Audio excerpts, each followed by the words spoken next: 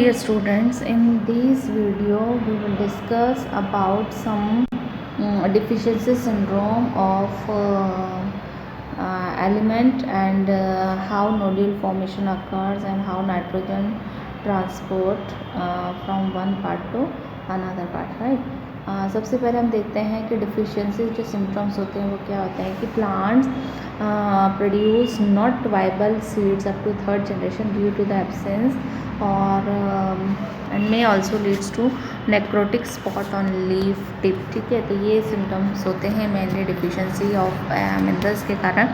Now deficiency symptoms of essential element, the deficiency symptom vary from element to element. अलग अलग element के अलग अलग सिम्टम्स होते हैं। They tend to disappear when the particular deficiency mineral nutrient is provided to the plant.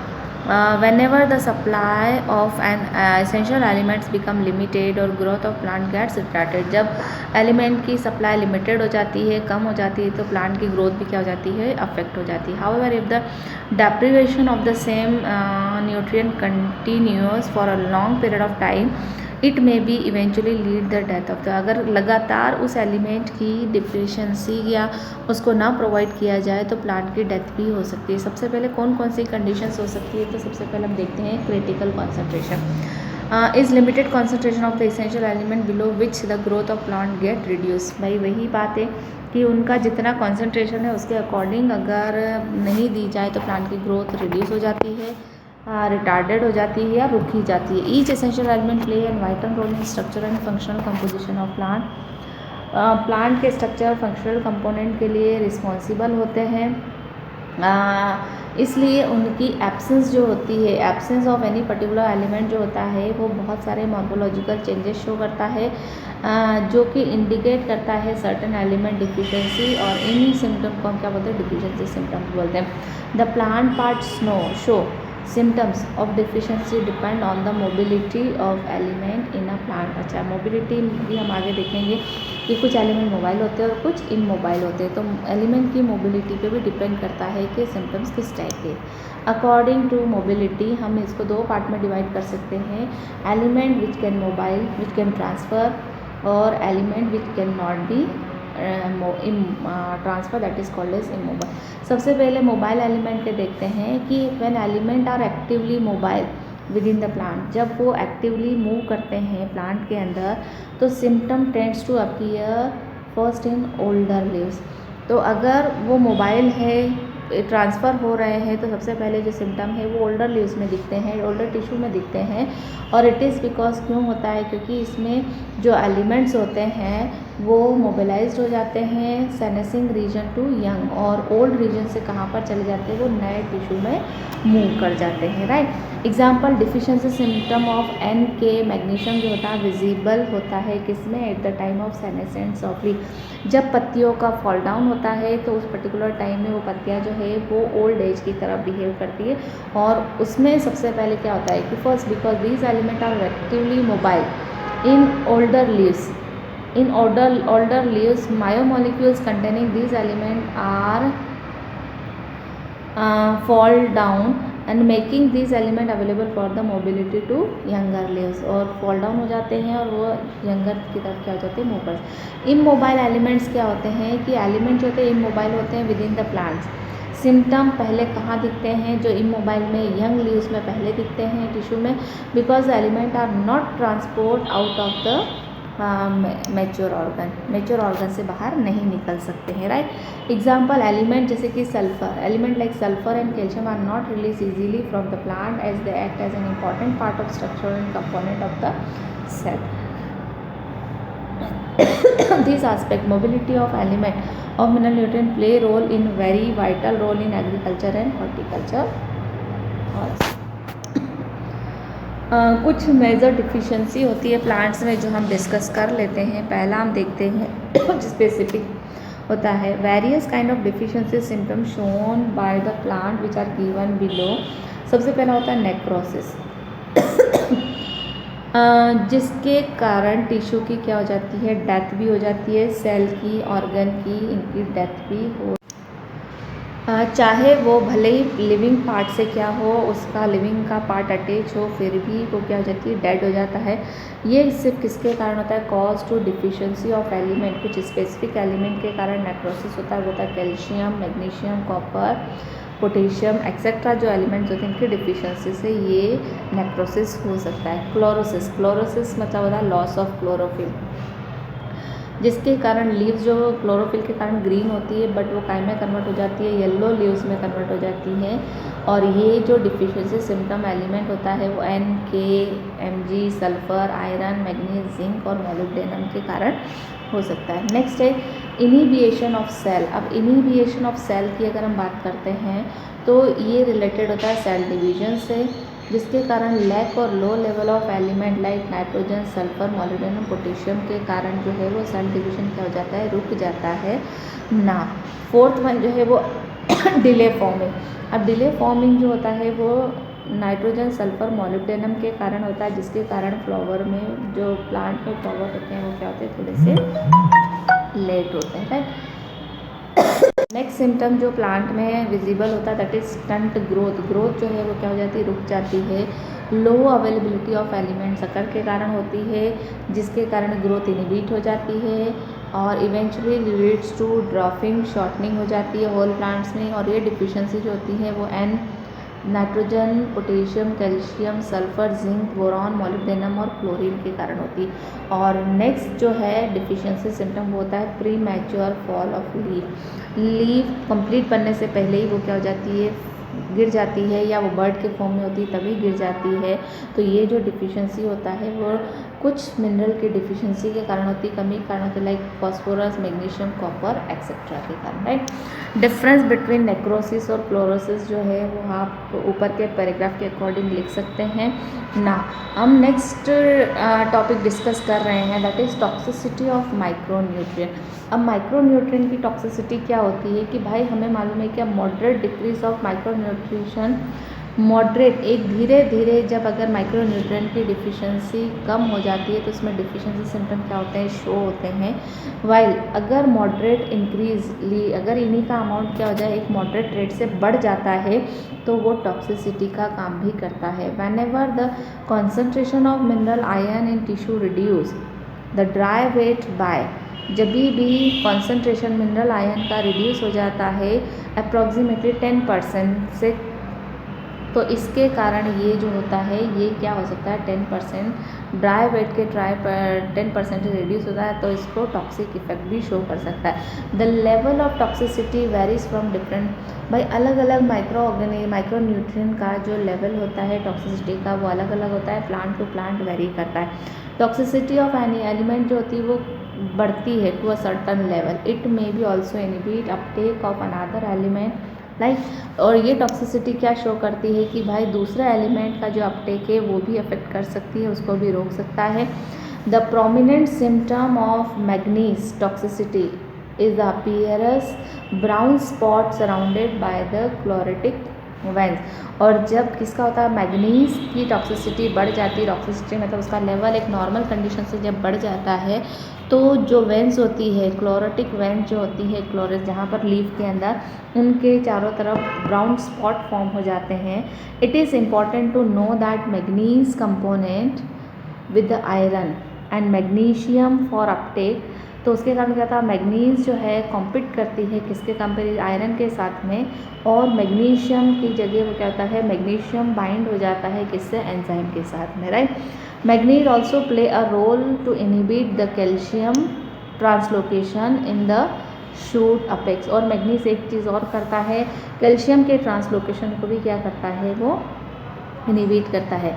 Therefore, the presence of magnesium in excess amount may be induce deficiency of iron, क्योंकि iron से compete करता है, magnesium से compete करता है और calcium से compete करता है, तो इन तीनों के कारण उसमें डिफिशिएंसी सिम्टम क्या हो सकते हैं, शो हो सकते हैं, right.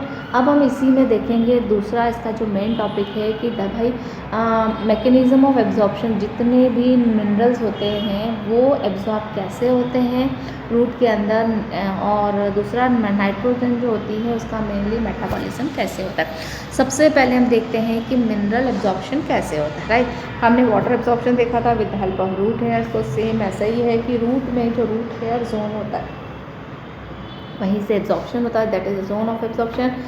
Mineral salts by the plant from the soil occurs through the root, mainly कौन से वाले रूट के, कौन से रूट हेयर जोन से, जो कि जोन ऑफ एब्जॉर्प्शन होता है। हैंस द, इसीलिए प्लांट एब्जॉर्ब करते हैं mineral from soil for their translocation to other part of the body through the stream of xylem. और वही इसीलिए हमने बोला था कि वाटर के साथ में मिनरल भी क्या होते हैं, सॉइल से एब्जॉर्ब होते हैं और जाइलम में एक स्ट्रीम के थ्रू क्या होते हैं, ट्रांसलोकेट होते हैं।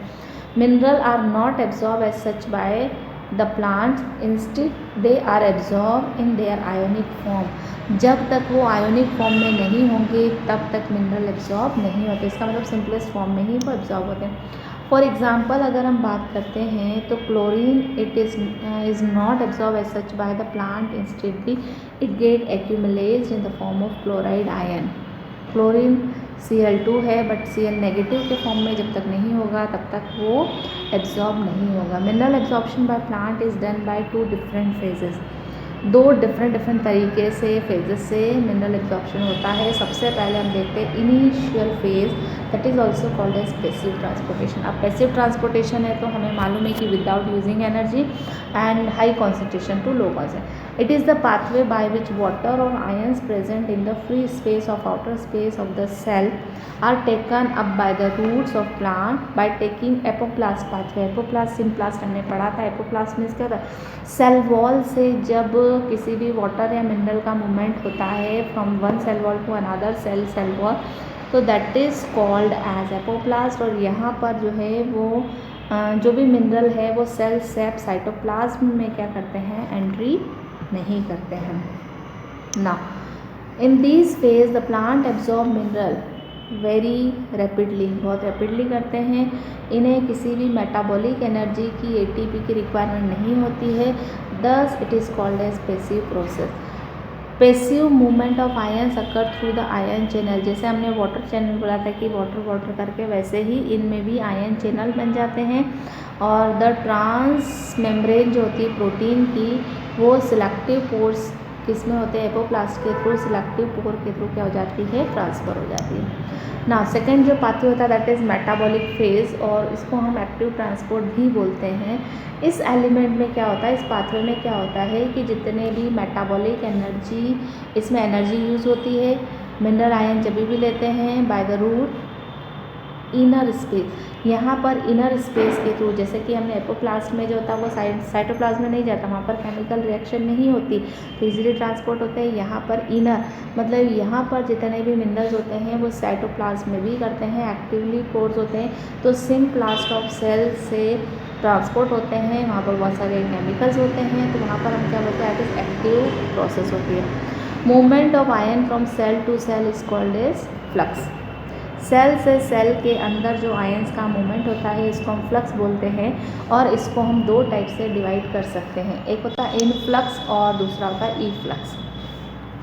इनफ्लक्स की बात करते हैं कि जब आयन का मूवमेंट जो होता है सेल के अंदर जब होता है तो हम उसको बोलेंगे इनफ्लक्स, राइट। और सेल से जब बाहर की साइड में मूवमेंट होता है आयंस का तो that is called as efflux, right. तो अगर मैंने यहाँ पर ये सेल बनाई है तो पोटेशियम जो होते हैं वो अगर अंदर गए तो हम बोलेंगे इनफ्लक्स ऑफ द पोटेशियम, और अगर H+ आयन जो है वो बाहर आए तो हम क्या बोलेंगे, efflux of the H+ ion, right. Differences between active and passive absorption on the basis of above graph you can easily differentiate. Now second हम देखते हैं important topic that is translocation. तो ट्रांसलोकेशन ऑफ सॉल्यूट, अच्छा solute क्या होता है, solution में solvent और सॉल्यूट होते हैं, तो यहाँ पर हम बात कर रहे हैं सॉल्यूट की, right. After absorption of mineral salt जो एब्जॉर्ब होते हैं may be by passive may be by active, inward with the transport of water के साथ इनवर्ड होते हैं। The translocation of mineral element to different part of the body is done through tracheary element, और tracheary जो elements होते हैं वो xylem के होते हैं, जो कहाँ पर पहुँचते हैं, लीव्स और अदर पार्ट में, जहाँ पर एसेंट ऑफ सेफ होता है, जहाँ पर वाटर ट्रांसपोर्ट होता है, और it is done through the plants by transpiration pull. जैसा वाटर में ट्रांसपिरेशन पुल होता है, एडेशन कोहेशन एक्शन होती है, टेंशन क्रिएट होता है, सेम वहाँ पर भी क्या होता है, सेम कंडीशन होती है ना।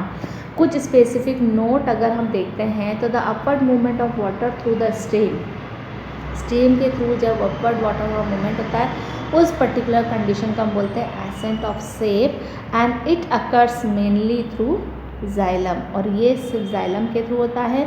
Minerals passes through xylem not phloem as proved by Stout and Ogden in 1933 कि भाई जाइलम के थ्रू होता है। वो कौन सा एक्सपेरिमेंट था, रिंगिंग इफेक्ट जब उसने बताया था, गर्डलिंग एक्सपेरिमेंट शो करके भी दिखाया था, जिसमें ये बताया था कि मिनरल जो होते हैं वो जाइलम से होते हैं, फ्लोएम से ट्रांसपोर्ट नहीं होते। नेक्स्ट हम देखते हैं कि भाई soil as a reservoir of essential element, कि सॉइल में बहुत सारे एलिमेंट नेचुरल कंडीशन में अवेलेबल होते हैं जो प्लांट के लिए क्या होते हैं, ग्रोथ के लिए अवेलेबल होते हैं, और कुछ नहीं होते हैं, राइट। तो soil itself act as a mineral nutrient reservoir, soil में बहुत सारे मिनरल न्यूट्रिएंट्स होते हैं नेचुरल कंडीशन में, but it is not essential, ये कोई ज़रूरी नहीं कि सारे के सारे प्लांट की ग्रोथ के लिए क्या हो, ज़रूरी हो। The majority of nutrients studied at far as essential for growth and development of plant। हमने पीछे भी देखा था कि 110 में से 60 एलिमेंट जो होते हैं वो प्लांट की ग्रोथ के लिए क्या होते हैं, इसेंशियल होते हैं। Root of plant by the weathering and breakdown of rock, और हमें मालूम है कि सॉइल कैसे फॉर्म होती है भाई, रॉक की वेदरिंग के कारण और ब्रेकडाउन ऑफ रॉक्स के कारण ही फॉर्मेशन हो जाए। सॉइल फॉर्मेशन आप लोगों ने देखा हुआ है कि सन की लाइट के कारण वो थोड़ी सी क्रैक हो जाते हैं, फिर रेन इसको और क्रैक बना देती है, वहाँ पर वाटर फ्रीज हो जाता है, और फ्रीज होने के बाद में और जब रेन आती है तो धीरे धीरे जो छोटे छोटे पार्टिकल्स होते हैं वो रेन के थ्रू क्या करते हैं, नीचे ज़मीन पे रगड़ रगड़ के one place to another place, और वो फाइन पार्टिकल में डिस्ट्रीब्यूट होके क्या करते हैं, सॉइल फॉर्मेशन में हेल्प करते हैं। Due to which the soil become enriched with the ions and inorganic salt, भाई इसी कारण से, क्योंकि वो रॉक से होती है तो वहाँ पर बहुत सारे आयन और इनऑर्गेनिक सॉल्ट्स होते हैं, और ultimately take up by the plant itself, और फिर सॉल्ट के फॉर्म में रूट जो है वो आयन के फॉर्म में वो उस प्लांट क्या करते हैं, एब्जॉर्ब। ना फंक्शंस ऑफ सॉइल देख लेते हैं कि कुछ फॉलोइंग फंक्शन है जो सॉइल परफॉर्म करती है। तो सबसे पहले हम बात करते हैं soil supplies mineral to plant and also harbours nitrogen fixing bacteria and other micro, soil में भी हम देखेंगे कुछ नाइट्रोजन फिक्सिंग बैक्टीरिया भी होते हैं जो हर्बोरस होते हैं, मतलब ये है कि फोटोसिंथेसिस भी परफॉर्म करते हैं। It contain a wide variety of substances essential for plant, बहुत सारे एलिमेंट्स होते हैं जो प्लांट्स की इसेंशियल के लिए ज़रूरी होते हैं। It hold water and supplies air to the roots, दूसरी बात क्योंकि वो पोरस होती है, प्लांट को होल्ड करके रखते हैं, रूट्स को सरफेस देते हैं, ठीक है। It also act as a matrix that help in stabilisation of plants को स्टेबिलिटी करते हैं। फर्टिलाइज़र आर द ऑर्गेनिक और inorganic material that are added to soil supply, जब भी फर्टिलाइज़र ऐड किए जाते हैं वन और more nutrient which are essential to growth of plant, since deficiency of essential element like yield of crop, thus both macro micro जो elements होते हैं वो कंपोनेंट जो होते हैं फर्टिलाइज़र ये अप्लाइड एज पर रिक्वायरमेंट उन्हें प्रोवाइड कर दिया जाता है ताकि प्लांट की ग्रोथ क्या होती है, प्रॉपरली कंट्रोल्ड होती है, right. Next is metabolism of nitrogen. तो मेटाबॉलिज्म ऑफ नाइट्रोजन हम थोड़ा सा बाद में पढ़ेंगे, बट सबसे पहले हम पढ़ते हैं नाइट्रोजन के बारे में कि टोटल एटमॉस्फेयर जो अर्थ का होता है इसमें 78% जो नाइट्रोजन होती है वो अवेलेबल होती है, बट फिर भी कौन से वाले फॉर्म में होती है, N2 के फॉर्म में अवेलेबल होती है, बट प्लांट उसको N2 के फॉर्म में कभी भी कंज्यूम नहीं करते हैं, राइट।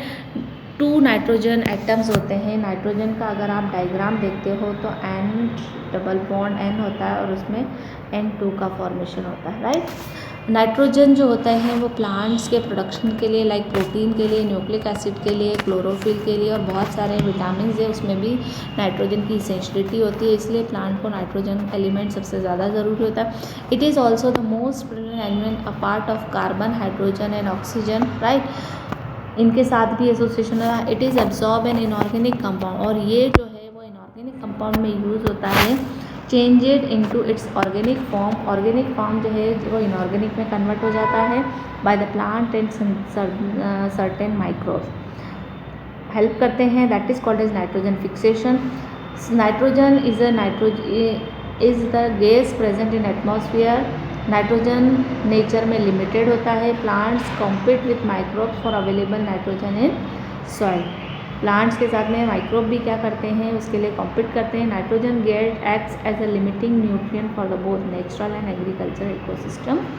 और नाइट्रोजन साइकिल क्या होता है, कैसे होता है, now this we will discuss in next video. Till then bye bye students.